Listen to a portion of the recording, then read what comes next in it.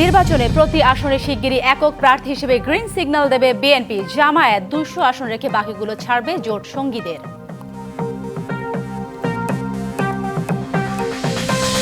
শেখ হাসিনা মানবতা বিরোধী 5টি অপরাধ প্রমাণের দাবি রাষ্ট্রপক্ষের। রাজসাক্ষী মামুনের জবানবন্দি বাতিলের আশা আসামি পক্ষের।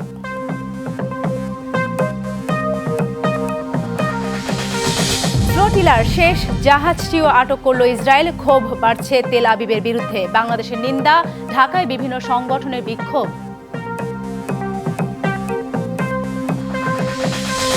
দেশের বাজারে বিক্রি হওয়া প্লাস্টিকের খেলনার 70% অতিমাত্রায় বিষাক্ত ভারী ধাতু। শিশুর শরীরে ক্ষতিকর রাসায়নিক গবেষণার তথ্য।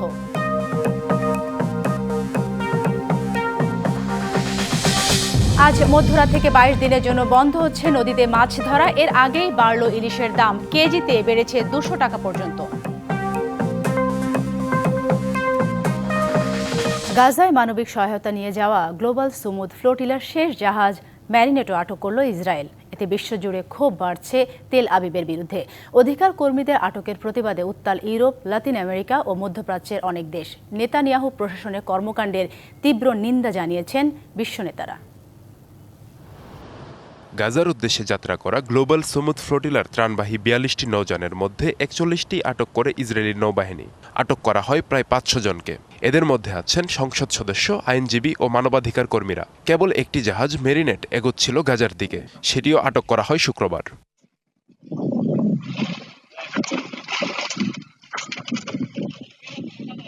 গ্লোবাল সুমুদ ফ্লোটিলা যে পথ ধরে যাচ্ছিল সেটা আন্তর্জাতিক ও ফিলিস্তিনের আঞ্চলিক জলসীমার মধ্যে পড়েছে।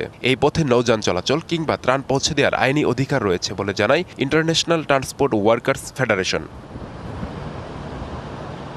নৌযানগুলো আটকানোকে ইসরায়েলের দস্যুতা বলে আখ্যায়িত করেছেন তুরস্কের প্রেসিডেন্ট রিসেপ তাইয়েপ এরদোয়ান।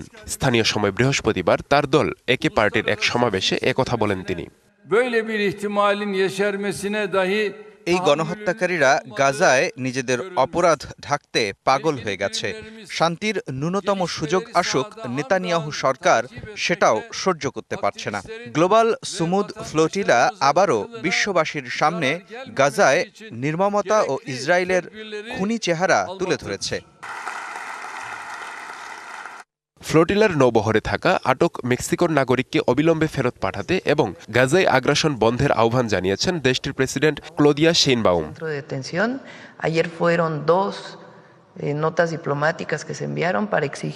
ত্রাণের জাহাজে থাকা ব্রাজিলের কর্মীদের মুক্তির দাবিতে বিক্ষোভ হয়েছে দেশটিতে। এ সময় ইসরায়েলের বিরুদ্ধে কঠোর পদক্ষেপ নেওয়ার আহ্বান জানানো হয়। গাজাগামী নৌবহরটি শিশুদের জন্য দুধ, খাদ্য ও ওষুধ নিয়ে যাচ্ছিল। এই বহরকে আন্তর্জাতিক জলসীমায় আটক করেছে ইসরায়েল। এটা অবশ্যই অপরাধ। হামলায় সহায়তার অভিযোগে বার্সেলোনায় হামলা হয় বিভিন্ন প্রতিষ্ঠানে। মাদ্রিদে পুলিশের সাথে সংঘর্ষ হয় বিক্ষোভকারীদের। বিক্ষোভ ও সংঘর্ষ হয়েছে ইতালির কয়েকটি শহরেও।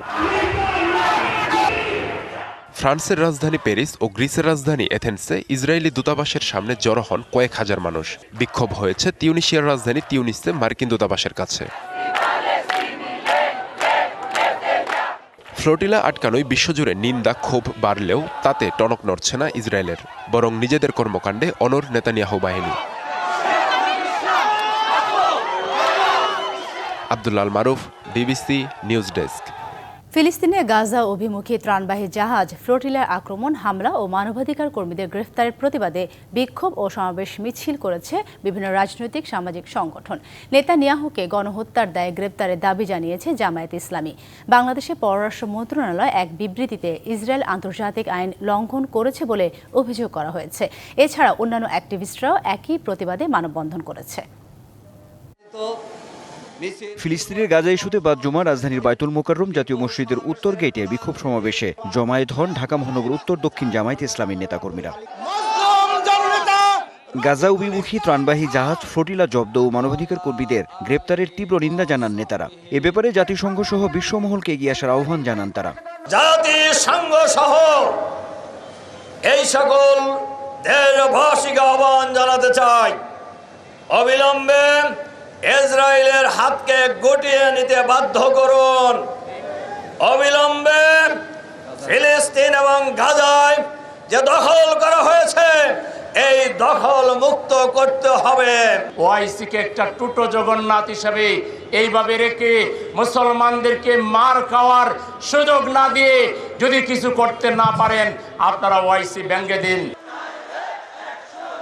বিক্ষোভ সমাবেশ শেষে একটি মিছিল বের করা হয়। মিছিলটি বায়তুল মোকাররমের উত্তর গেট থেকে পুরানা পল্টন ফকিরাপুল হয়ে মগবাজার এলাকায় গিয়ে শেষ হয়। বিকেলে জাতীয় সংসদ ভবনের মানিক মে এভিনিউতে একই দাবিতে মানববন্ধনের আয়োজন করে বাংলাদেশ ইউথ সিনার্জি অ্যালায়েন্স। এ সময় ফিলিস্তিনি পতাকা ও প্রতিবাদী প্লেকার্ড হাতে ইসরায়েলি আগ্রাসন বন্ধের দাবি জানান বিক্ষোভকারীরা।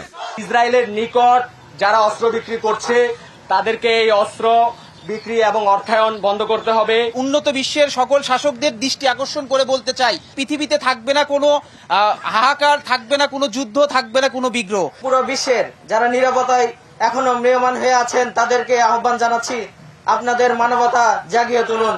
মানববন্ধনে প্রায় ৭০টি সংগঠনের অংশগ্রহণে হয় এই প্রতিবাদ কর্মসূচি। এদিকে গাজা অভিমুখে ত্রাণ নিয়ে যাত্রা করা গ্লোবাল সমুদ ফ্লোটিলার নৌবহরও অধিকার কর্মীদের আটকের ঘটনায় তীব্র নিন্দা জানিয়েছে বাংলাদেশ। পররাষ্ট্র মন্ত্রণালয়ের এক বিবৃতিতে আরও বলা হয়, আন্তর্জাতিক আইন লঙ্ঘন করেছে ইসরায়েল। ক্ষুধাকে ব্যবহার করা হচ্ছে যুদ্ধাস্ত্র হিসেবে। গাজায় সহায়তা পৌঁছাতে নিরবচ্ছিন্ন প্রবেশাধিকার নিশ্চিতের দাবিও জানানো হয় বিবৃতিতে। Anwar Hossain, DBC news, Dhaka. শিশুদের খুশি করতে তাদের হাতে তুলে দেওয়া হচ্ছে বাজার থেকে কেনা হরেক রকমের প্লাস্টিকের খেলনা। কিন্তু অনেকেই জানেন না, দেশের বাজারে বিক্রি হওয়া শিশুদের প্লাস্টিকের খেলনার ৭০% রয়েছে অতিমাত্রায় বিষাক্ত ভারী ধাতু। এসব প্লাস্টিকের খেলনার মাধ্যমে শিশুর শরীরে ঢুকছে সীসা, পারদ, ক্যাডমিয়ামের মতো ক্ষতিকর রাসায়নিক। বেসরকারি একটি সংস্থার গবেষণায় উঠে এসেছে এমন তথ্য। তাহসিনা জেসির ধারাবাহিক প্রতিবেদনে আজ দেখুন শেষ পর্ব। শিশুরা খেলতে ভালোবাসে। ছোট শিশুর আনন্দ উদযাপনের অন্যতম অনুষঙ্গ খেলনা। জন্মের পর থেকেই নানা প্লাস্টিকের খেলনা নিয়ে খেলতে খেলতে বেড়ে ওঠে শিশু। অনেকে আবার শিশুকে মোবাইলের নেশা থেকে দূরে রাখতে ধরিয়ে দেন বাজার থেকে কেনা নানা রকমের প্লাস্টিকের খেলনা। কিন্তু অনেকেই জানেন না, বাজার থেকে কেনা নিম্নমানের প্লাস্টিকের খেলনায় মারাত্মক ঝুঁকিতে পড়ছে শিশুর স্বাস্থ্য। দেশীয় প্রতিষ্ঠান environment and social development organization এসডোর টক্সিক প্লেটাইম নামক এক গবেষণায় বাজারে বিক্রি হওয়া বিভিন্ন খেলনায় মিলেছে সীসা, পারদ, ক্যাডমিয়াম ও ক্রোমিয়ামের মতো স্বাস্থ্য ঝুঁকিপূর্ণ উপাদান, যার মাত্রা আন্তর্জাতিক নিরাপদ সীমার চেয়ে ১০ থেকে ৭০ গুণ বেশি। প্লাস্টিকের খেলনায় আমরা বললাম যে লেড, যেটা সীসা পাওয়া গেছে সবচেয়ে বেশি, তারপরে মার্কারি আছে, ক্যাডমিয়াম আছে, ক্রোমিয়াম আছে, আর্সেনিক আছে। গবেষণায় জানানো হয়, সংগৃহীত ৭০টি নমুনায় নিরাপদ মাত্রার তুলনায় ১০ থেকে ৭০ গুণ বেশি ভারী ধাতু পাওয়া গেছে।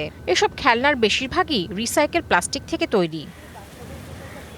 চিকিৎসকরা বলছেন, এসব ক্ষতিকর উপাদান তৈরি করছে শিশুর জন্য মারাত্মক স্বাস্থ্য ঝুঁকি। বাচ্চাদের ক্ষেত্রে মাইক্রোপ্লাস্টিকের ক্ষতিটা বেশি, কারণ ওদের অর্গানগুলো সব ইম্যাচিওর থাকে, ওদের লিভারটা ইম্যাচিওর থাকে, এই জিনিসগুলোকে ডিটক্সিফাই করতে পারে না, যার কারণে হচ্ছে আমাদের হোল বডিতে আসলে প্রতিটা সেলে গিয়ে এটা সেল ড্যামেজ করে ফেলছে। বাজারের কম দামি প্লাস্টিকের খেলনার মান নিয়ন্ত্রণ জরুরি বলে মনে করেন বিশেষজ্ঞরা। দেশের ভেতরে যে খেলনাগুলো তৈরি হয় প্লাস্টিক দিয়ে বা পলিথিন দিয়ে, সেগুলোকেও যদি মানসম্মত না হয় বাজারজাত করার অনুমতি না দেয়া। শিশুকে প্লাস্টিকের খেলনার পরিবর্তে কাপড়ের খেলনা দেয়া প্রয়োজন। এই বিষয়ে অভিভাবকদের সচেতনতার উপর জোর দেন বিশেষজ্ঞরা। Tahsina Jesi, DBC news, Dhaka. আজ মধ্যরাত থেকে পদ্মা, মেঘনা, তেঁতুলিয়া সহ দেশের নদ নদীতে ২২ দিনের জন্য বন্ধ হচ্ছে সব ধরনের মাছ ধরা। ইলিশের বিচরণ ও প্রজনন নিরাপদ করে উৎপাদন বাড়াতেই এই উদ্যোগ। একেবারে শেষ সময়ে সরবরাহ কম থাকায় বিক্রি হয়েছে বেশ চড়া দামে। ২০০ টাকা পর্যন্ত বেড়ে ইলিশের কেজি বিক্রি হয় ২৬০০ টাকা পর্যন্ত। ডিম ছাড়তে সাগরের ইলিশ ঝাঁকে ঝাঁকে ছুটে আসে মিঠা পানির নদীতে। ইলিশের প্রজনন নিশ্চিতে তাই ২২ দিনের নিষেধাজ্ঞা সরকারের। ২৫শে অক্টোবর পর্যন্ত বন্ধ ইলিশসহ সব ধরনের মাছ ধরা। এ সময় নিবন্ধিত জেলেদের খাদ্য সহায়তা হিসেবে ৩০ কেজি চাল দেয়া হবে। তবে চলতি মৌসুমে কাঙ্ক্ষিত ইলিশ না পাওয়ায় দুশ্চিন্তায় তারা। যে চাল দেয় এই চাল হয় না, জেলের তালিকা হিসেবে চাল কম হয়ে যায়। ভারতের জাইলার জন্য আরো করতে পারে, হ্যাঁ এই যে দিলে আমাকে আরো ভালো হয়। এদিকে নিষেধাজ্ঞা শুরুর আগ মুহূর্তে ইলিশের ক্রেতাদের ভিড়ে সরগরম বরিশাল ও চাঁদপুরের বাজার। দাম বেড়েছে কেজিতে 200 টাকা পর্যন্ত। তাই খালি হাতে ফিরছেন অনেকেই। আকাশ বরাবর দাম, এত দাম মাছ আমার পক্ষে সম্ভব না। গতকালকে আমি দেখছি 2600 টাকা কেজি নারায়ণগঞ্জ চাইছে, এই জায়গায় 2550 টাকা কেজি চাই। তো সেই ক্ষেত্রে আজকে অনেক চড়া। বিক্রেতারা বলছেন সরবরাহ কম থাকায় বেড়েছে ইলিশের দর। নিষেধাজ্ঞার প্রভাব পড়বে চাষের মাছের দামেও। অনেক ক্রেতা কিন্তু ওই পরিমাণ মাছ নাই, ওই পরিমাণ মাছ না থাকার কারণে মাছের দামটা একটু বাইরে গেছে। অবরোধে যদি মাছ না থাকে তাহলে এই প্রভাবটা পড়বে হাঁসরা মাছ এবং এই যে দেশি মাছের উপরে প্রভাবটা পড়বে। অভিযানের বিষয়ে জোর তৎপরতা চালাতে হবে, সেটা একটা বিষয়, কিন্তু শুধু অভিযান নিয়ে বসে থাকলে কিন্তু হবে না। সরকারের নদীর নাব্যতা বাড়াতে হবে, নদী দূষণ কমাতে হবে, কারেন্ট জাল নদী থেকে উৎখাত করতে হবে। মা ইলিশ রক্ষা অভিযান শুরুর আগে শুরু হয়েছে সচেতনতা কার্যক্রম। Sanjidul Alam, DBC news desk. Dhaka সহ সারা দেশে ভারী বর্ষণের পূর্বাভাস দিয়েছে আবহাওয়া অধিদপ্তর। সপ্তাহ জুড়ে হতে পারে ভারী বৃষ্টি। এতে নগর এলাকায় স্বল্পমেয়াদী বন্যার সঙ্গে রয়েছে জলাবদ্ধতার শঙ্কাও। সমুদ্র বন্দরগুলোতে দেখাতে বলা হয়েছে 3 নম্বর বিপদ সংকেত। শরতের নীল আকাশে গত কয়েকদিনে শুধুই মেঘের ঘনঘটা। কখনো ইলশেগুড়ি বৃষ্টি, কখনো বা ঝুম বৃষ্টি রূপ নিয়েছে ভারী থেকে অতি ভারী বর্ষণে। বঙ্গোপসাগরে সৃষ্ট নিম্নচাপ উপকূল অতিক্রম করলেও তার প্রভাবে দেশের আকাশ এখনও মেঘলা। নিম্নচাপটি স্থল নিম্নচাপে পরিণত হওয়ায় দেশের বিভিন্ন প্রান্তে অব্যাহত থাকবে বৃষ্টি। এতে জলাবদ্ধতা ও ভূমিধসের শঙ্কা আবহাওয়া অফিসের। আমাদের একটা ভারী বৃষ্টিপাতের সতর্কবার্তা রয়েছে। এটা ঢাকা এর জন্য ঢাকা এবং চট্টগ্রামের বিভাগে ভারী বৃষ্টিপাত জনিত কারণে কোথাও কোথাও জলাবদ্ধতার সৃষ্টি হতে পারে এবং এছাড়া পাহাড়ি এলাকায়, চট্টগ্রাম বিভাগের পাহাড়ি এলাকায় পাহাড় ধসের একটা সম্ভাবনা রয়েছে। এদিকে গভীর নিম্নচাপের প্রভাবে কয়েকটি নদীর পানি বেড়েছে। এছাড়া সাগর উত্তাল থাকায় 3 নম্বর স্থানীয় সতর্ক সংকেত দেখানো হয়েছে 3 সমুদ্র বন্দর ও কক্সবাজারে। সারা দেশে গতকাল সকাল 6টা থেকে আজকে সকাল 6টা পর্যন্ত দেশের সর্বোচ্চ বৃষ্টিপাত রেকর্ড করা হয়েছে 69 মিলিমিটার ফেনীতে। এবং দেশের এই যে বৃষ্টিপাতের অ্যাক্টিভিটি আরও কিছুদিন থাকবে। আগামী 7 থেকে 10 তারিখ পর্যন্ত থাকার সম্ভাবনা রয়েছে। বৃষ্টি প্রকৃতির ছন্দ, কিন্তু কখনো কখনো এতেই ঘটে ছন্দপতন। মাস জুড়েই দেশের 8 বিভাগেই ভারী বর্ষণের শঙ্কা আবহাওয়া অফিসের। Manjuma Afroz Nilima, DBC news, Dhaka. ফেব্রুয়ারিতে ত্রয়োদশ জাতীয় সংসদ নির্বাচন। সারা দেশ প্রস্তুত হচ্ছে একটি অবাধ, সুষ্ঠু ও গ্রহণযোগ্য নির্বাচনের জন্য। কি ভাবছে সাধারণ মানুষ থেকে শুরু করে আগামী জনপ্রতিনিধিরা, সে কথা জানাতে ডিবিসি নিউজের ইলেকশন এক্সপ্রেস ছুটে যাচ্ছে সব সংসদীয় আসনে। আজ আছে সারাদিন সংসদীয় আসন 33, গাইবান্ধা 5-এ। স্বাগত সিএসআরএম ডিবিসি ইলেকশন এক্সপ্রেস। আজ সারাদিন রয়েছে 33, গাইবান্ধা 5 আসনে। এই মুহূর্তে আমাদের সঙ্গে উপস্থিত রয়েছেন গাইবান্ধা জেলা বিএনপির সদস্য অ্যাডভোকেট জিল্লুর রহমান। তিনি এই আসন থেকে মনোনয়ন প্রত্যাশী। তার কাছে আমরা জানতে চাইব তিনি কেন এই আসন থেকে মনোনয়ন প্রত্যাশী। আপনি তো এই আসন্ন জাতীয় সংসদ নির্বাচনে এই আসন থেকে মনোনয়ন প্রত্যাশা করছেন, কিন্তু কেন? ধন্যবাদ ডিবিসিকে। আমি একজন তরুণ, সাবেক ছাত্রদল কেন্দ্রীয় কমিটির সহ আইন সম্পাদক ছিলাম, সাবেক যুবদল কেন্দ্রীয় নির্বাহী কমিটির সহ আইন সম্পাদক ছিলাম এবং আইনজীবী ফোরাম কেন্দ্রীয় কমিটির সদস্য, গাইবান্ধা জেলা বিএনপির সদস্য। আমার দীর্ঘ এই পথ চলায় আমি বিএনপির কখনো সুসময় দেখি নাই। আমার জন্মটাই হয়েছে বিএনপি দুঃসময়ে। আমি দুঃসময়ে বিএনপি জাতীয়তাবাদী ছাত্র দল, যুব দল, স্বেচ্ছাসেবক দল, এটা আমাদের ভারপ্রাপ্ত চেয়ারম্যান মহোদয়ের নির্দেশে এবং আমাদের আইনজীবী ফোরাম কেন্দ্রীয় কমিটির বিপ্লবী মহাসচিব ব্যারিস্টার কায়সার কামাল স্যারের তত্ত্বাবধানে আমরা সারা বাংলাদেশের, বিশেষ করে আমি ঢাকায় প্র্যাকটিস করি। ঢাকার যত মামলা হইতো, আমাদের কাছে যত মামলা পাঠাতো সকল মামলা আমরা বিনা খরচে করেছি। এবং আমি এই মামলা করতে যে একাধিক মামলার আসামি হয়েছি, একাধিকবার গ্রেপ্তার হয়েছি এবং আমার কারণে আমার বাবা গ্রেপ্তার হয়েছে, আমার বাড়ি বিভিন্ন সময় ভাঙচুর হয়েছে।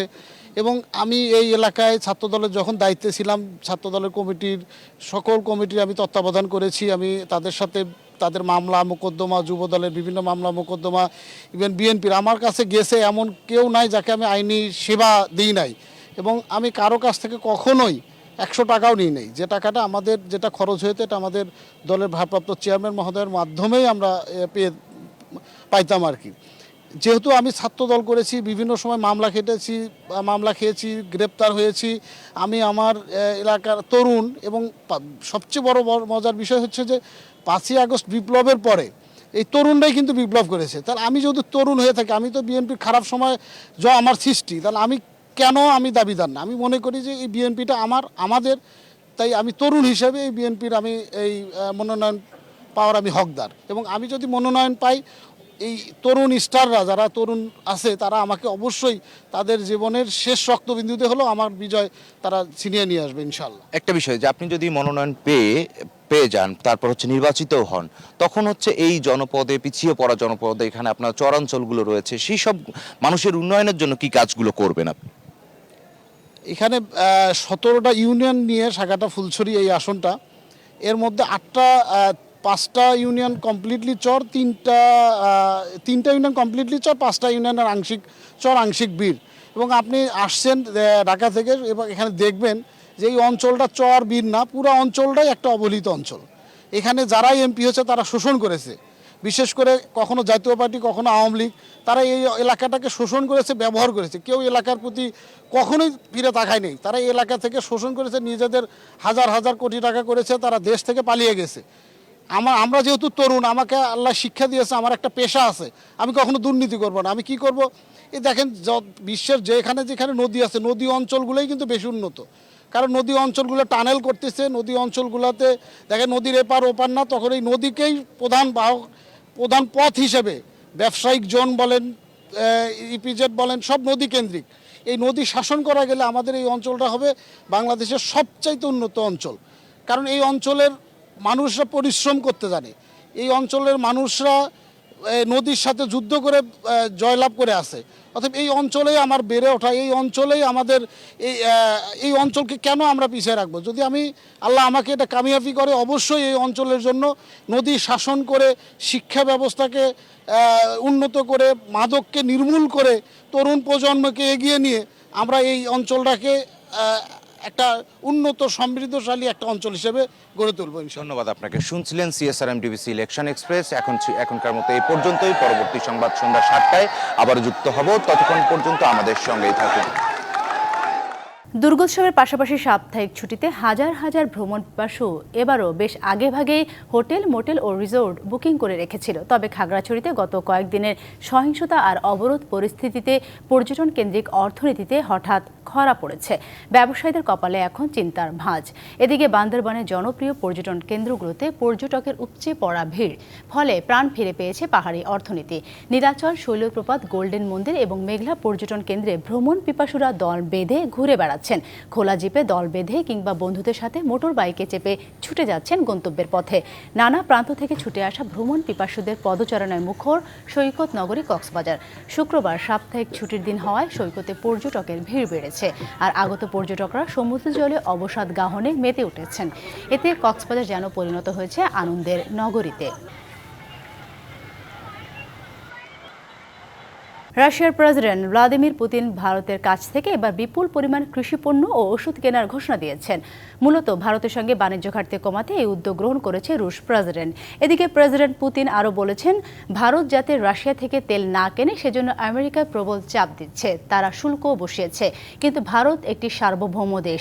আমি নরেন্দ্র মোদীকে জানি, তিনি আমার বন্ধু, তিনি কখনোই এমন সিদ্ধান্ত নেবেন না। পুতিন বলেছেন, ভারতের উপর মার্কিন নিষেধাজ্ঞার জন্য বা অতিরিক্ত শুল্কের জন্য 900 থেকে 1000 কোটি ডলারের ক্ষতি হবে। রাশিয়া থেকে তেল না কিনলেও সমপরিমাণ ক্ষতি হবে। তার দাবি, ভারত রাশিয়া থেকে তেল কিনে পুরোপুরি বাণিজ্যিক কারণে। এটাও মনে রাখতে হবে, ভারত হলো রাশিয়ার দীর্ঘদিনের বন্ধু।